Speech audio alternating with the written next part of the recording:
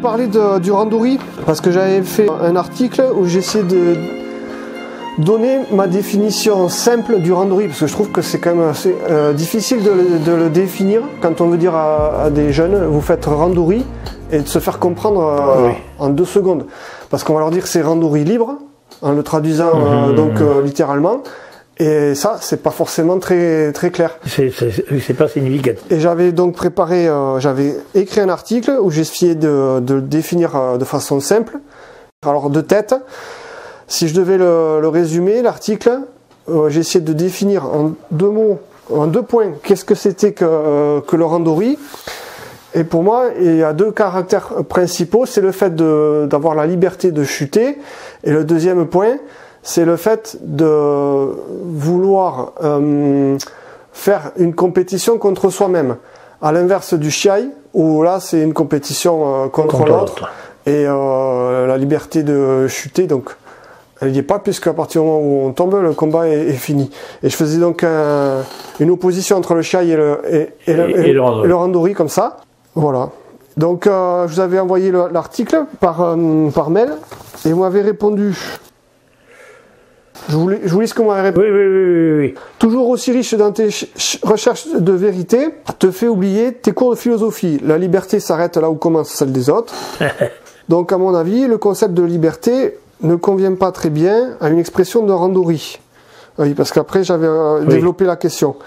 Donc, il me semble avoir lu dans la définition proposée par Jigoro Kano, le randori me permet de réaliser mon waza sans gêner l'autre, de tenter le sien. Et je pense donner à cette définition une précision.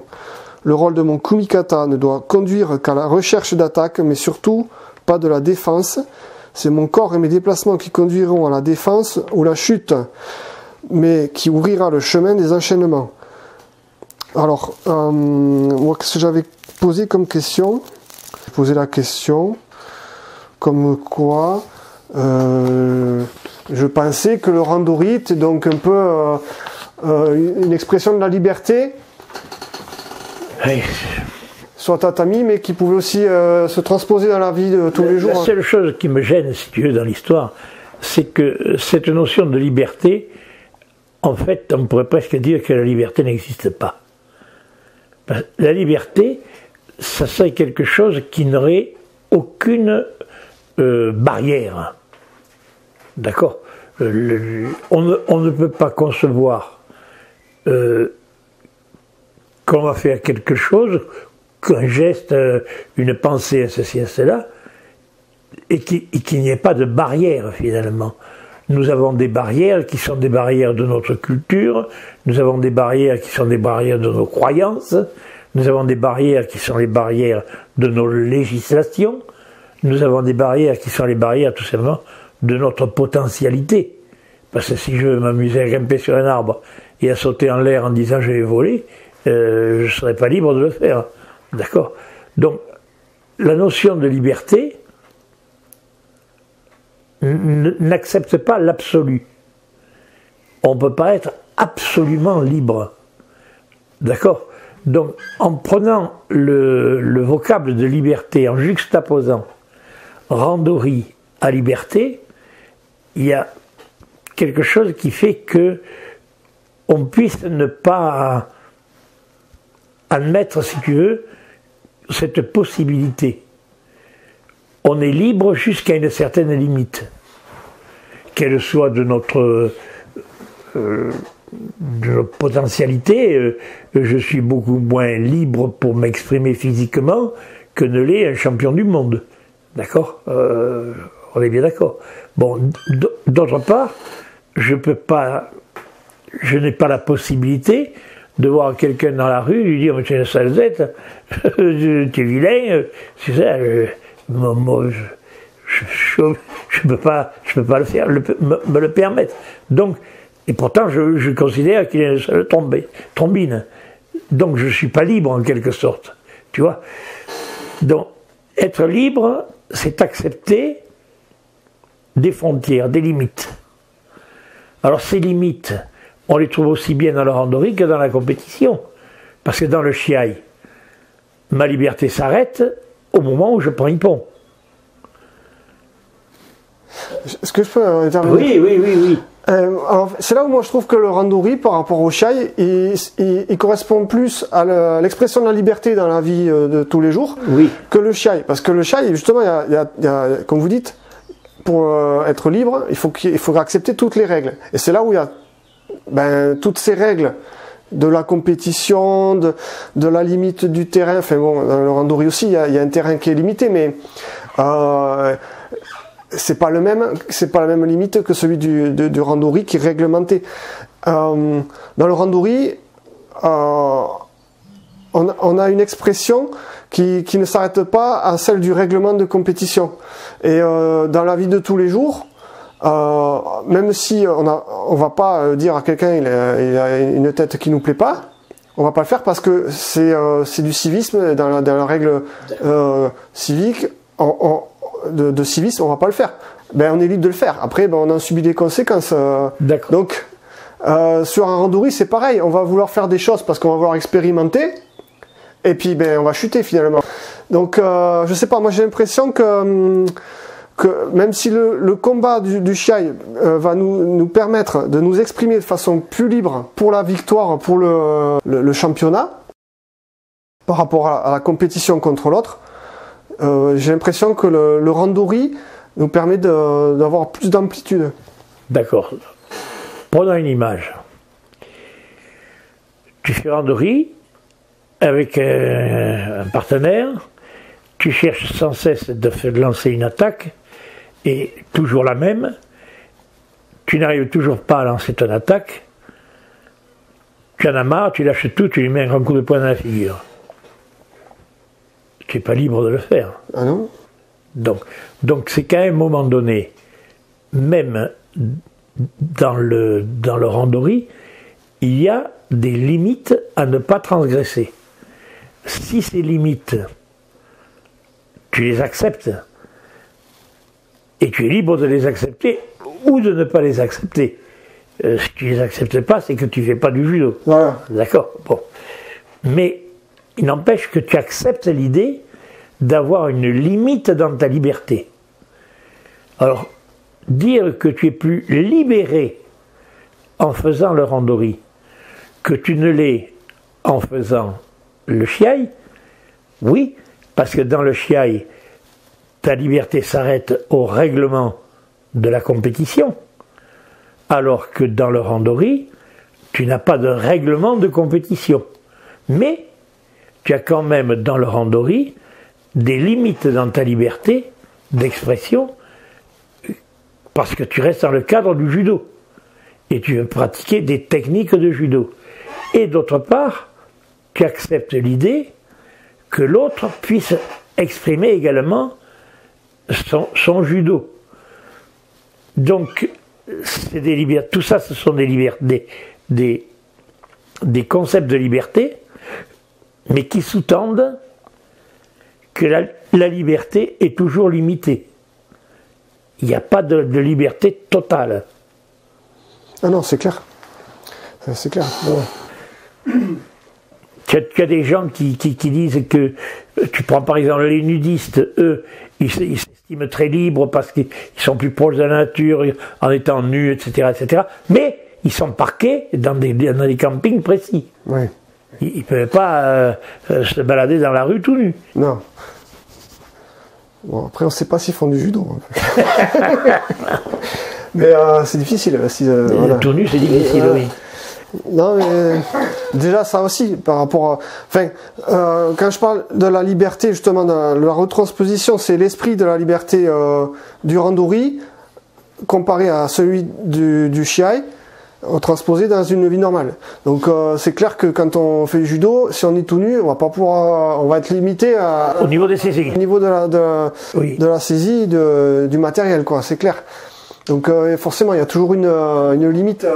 Moi, je pense que ton idée est bonne, mais c'est ce mot de liberté qu'il faudrait pouvoir définir dans l'expression du randori. Mais c'est peut-être pour ça que c'est difficile de définir un randori, parce que quand on va dire le randori c'est un combat libre, si déjà dès le départ, en arrivant sur un tatami de judo, on connaît le mot la liberté, le concept, on le connaît avant d'arriver au judo. Oui, oui, oui. Donc on a déjà une notion de la liberté. Et si on nous dit, bon, ben, c'est combat libre, et on va se dire, ben, tiens, oui, peut-être que je peux mettre des coups de poing, mais en fait non, parce que c'est du judo, on peut pas. D'accord. Donc, comme vous dites, il faut avoir déjà une bonne connaissance, une bonne notion de ce qu'est la liberté. Et voilà. Donc c'est ça qu'il faudrait arriver à contourner en quelque sorte. Tu vois ce que je veux te dire? Oui. Une chose est sûre, c'est que dans le randori, on est libéré des contraintes du règlement d'arbitrage.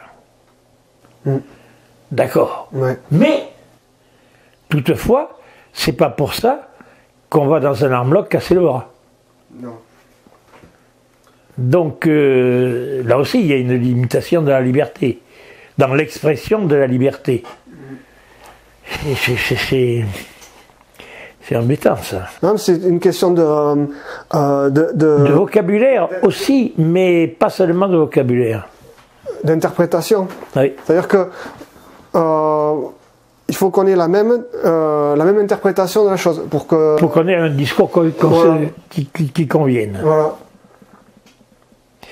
Pour ça, je crois que la définition qu'en donne Jigoro Kano, si on la raisonne bien, elle est assez conséquente. À savoir qu'il dit, dans le randori, je dois pouvoir exprimer mon voisin sans empêcher à l'autre d'exprimer le sien. Ça veut dire beaucoup de choses, tout ça. Donc, on peut très bien dire que je vais exprimer mon voisin, mais que tu ne vas pas m'empêcher d'exprimer le mien. Mais c'est pas parce que tu vas avoir des bras tendus que tu vas seulement pouvoir m'empêcher d'exprimer le mien. En quelque sorte. Donc c'est là que je dis que c'est par tes esquives et ta forme de corps que tu vas non pas m'empêcher d'exprimer le mien, mais empêcher le mien d'être meilleur que le tien. Oui, puis surtout me permettre de m'exprimer moi-même. Voilà. Parce que si je les bras tendus, je m'empêche un peu de... Tu t'empêches d'attaquer. D'attaquer, oui. Donc c'est... Or, quand je vois faire le randori, 99 fois sur 100, il s'agit d'avoir les bien verrouillés pour empêcher l'autre de faire son travail.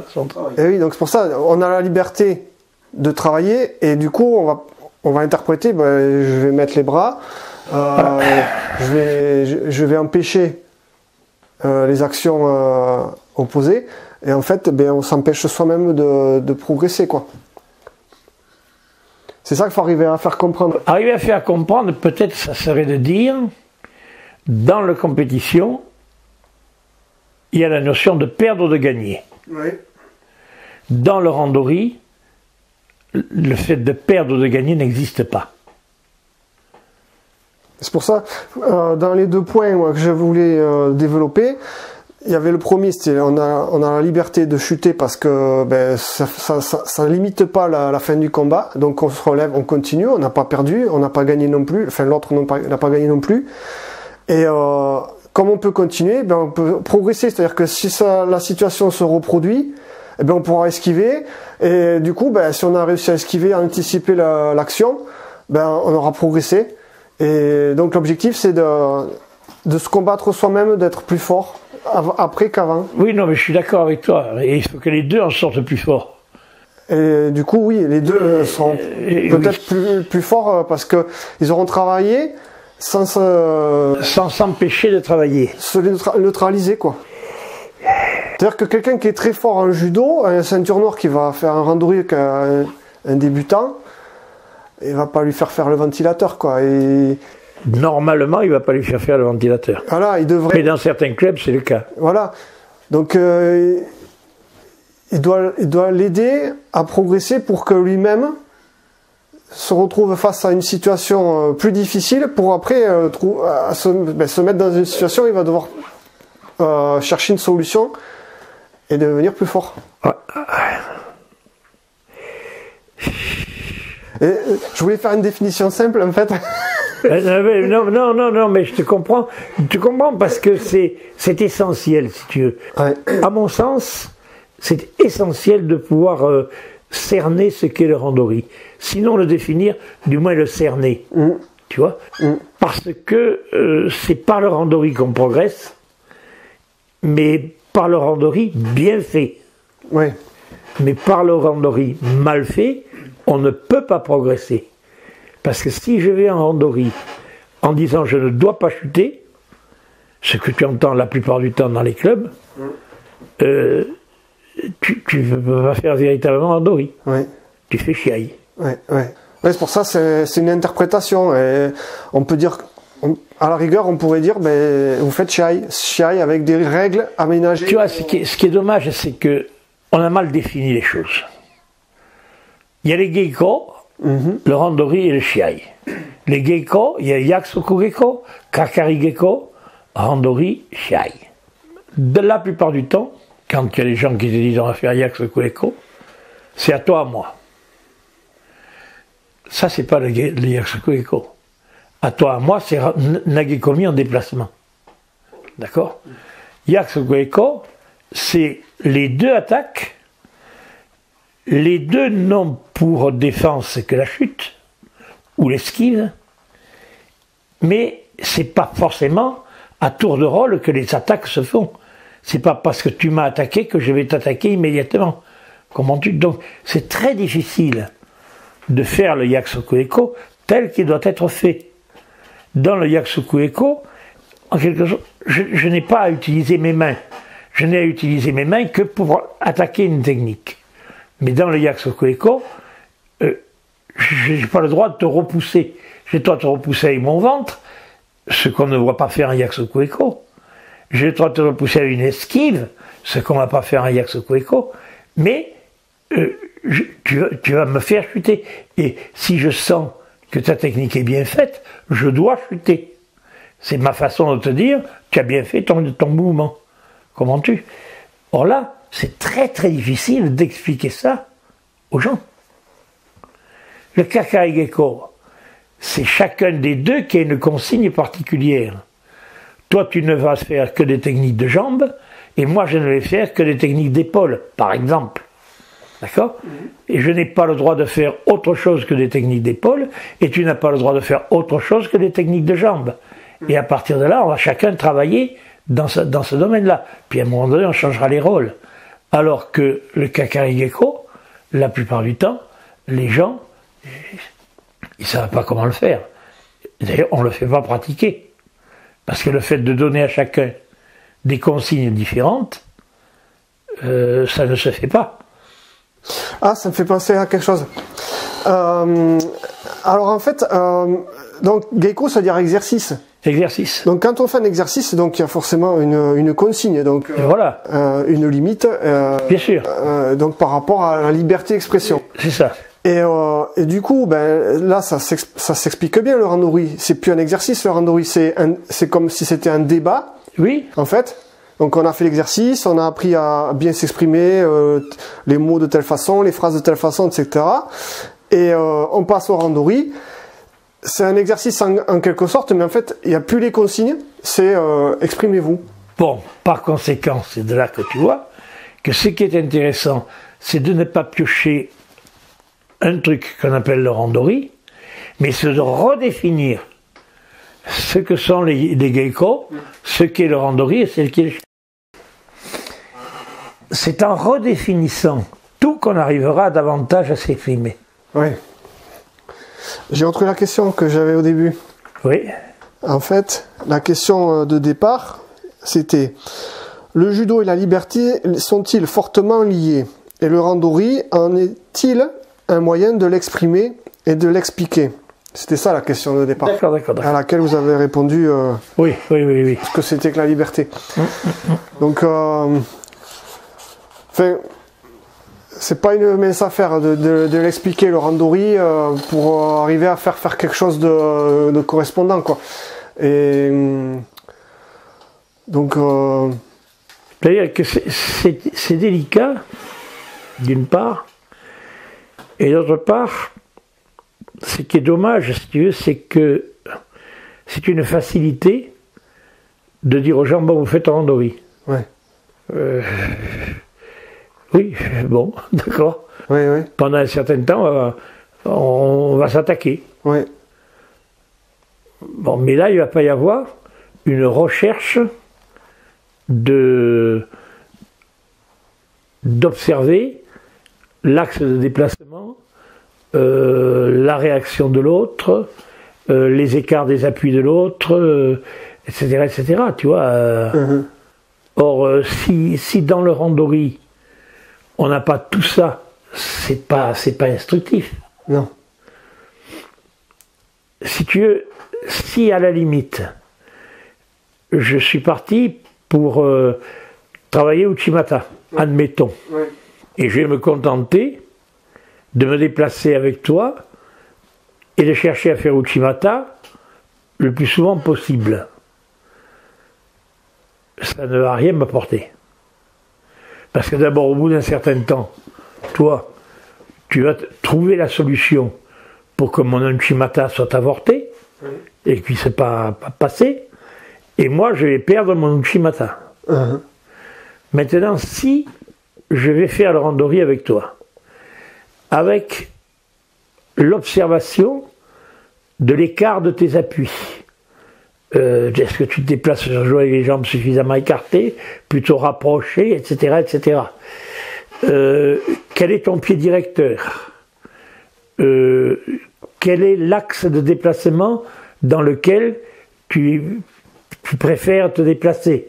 Est-ce que tu préfères te déplacer en avant, en reculant, en arc de cercle à droite, en arc de cercle à gauche, etc. Premier point. D'autre part, je vais observer l'attitude de ton tronc par rapport à tes appuis. Est-ce que tu as toujours ton ventre poussé en avant? Est-ce que tu es plutôt cassé en deux? Etc., etc. Et qu'à partir de là, je vais chercher à construire mon Uchimata. Là, je vais effectivement, en randori, avoir des randoris qui seront très bénéfiques. Parce que si j'observe que je ne peux pas faire Uchimata valablement quand tu te déplaces vers ma gauche, mais au contraire que c'est quand tu te déplaces vers ma droite que mon Uchimata va passer le plus facilement, pour moi, ce qui va devenir intéressant, c'est qu'à la faveur du championnat, quand je vais faire la compétition, je vais savoir que si je vais de ce côté-là, mon Uchimata, c'est pas la peine de l'essayer. Si je vais de ce côté-là, c'est là que je vais pouvoir essayer, tenter mon Uchimata. Tu vois? Donc, le randori ne doit pas se faire autrement que par la réflexion. Il est nécessaire de réfléchir pour faire le randori. On n'est pas dans la même situation que là, je crois que je tiens un fil. Dans le randori, je ne vais avoir à réfléchir qu'à ce qui va correspondre à la réalisation optimale de mon voisin. Dans la compétition, je vais avoir à réfléchir à ce qui est essentiel pour t'empêcher de faire ton ewaza, mais peut permettre de faire mon waza à moi. Tu vois, donc, dans le randori, je dois chercher à raisonner pour construire mon judo. Alors que dans la compétition, je vais raisonner pour t'empêcher de construire le tien. Oui. C'est vous qui dites toujours un peu en faisant des analogies avec le français, que je crois que c'est vous que je l'ai entendu dire que le randori était comme une discussion, comme un dialogue. Oui, c'est ça. C'est une conversation. Conversation. C'est-à-dire que si je m'exprime, que je fais des fautes de grammaire, des fautes de pas d'orthographe parce qu'on va pas les entendre, mais si je fais des fautes donc d'expression française, d'expression tout simplement. Comment dire, la discussion, la conversation, elle sera pas intéressante. C'est ça. Et donc, si je m'exprime, si j'ai une conversation avec quelqu'un Oui. qui est une bonne façon de s'exprimer. Je vais pouvoir m'appuyer sur ça pour m'améliorer. Oui. Et inversement, et tu vas donner de quoi la conversation va avoir de la consistance. Quoi. Donc notre conversation va être riche. Oui. Parce qu'elle va s'appuyer sur une expression et sur des pensées, sur des réflexions. Oui. Donc là, on va enrichir la conversation. Oui. Et c'est dans ce sens-là, je pense, qu'il faut envisager le randori. Oui. C'est une véritable conversation, à savoir que ton expression de conversation, ça va être ton attitude de corps, tes axes de déplacement, tes écarts d'appui, tes ceci, tes cela. Ça va être la nourriture, l'expression, la parole, dirons-nous, de la conversation. Oui. D'accord. Bon, je crois qu'on peut dire maté là, non? on n'a pas dit Jimé, mais bon. Et du coup, moi j'invite les gens qui vont écouter cet épisode à réagir et soit à faire eux-mêmes un débat. Oui, pourquoi pas. Soit nous dire qu'ils sont d'accord ou pas d'accord. Voilà, soit répondre dans les commentaires, mais ça s'arrête pas au maté, ça continue après avec d'autres intervenants, etc. quoi. Oui. Voilà. Là, on lance quand même quelque chose qui normalement devrait intéresser tous les profs. Oui. C'est réflexion sur le randori. Voilà.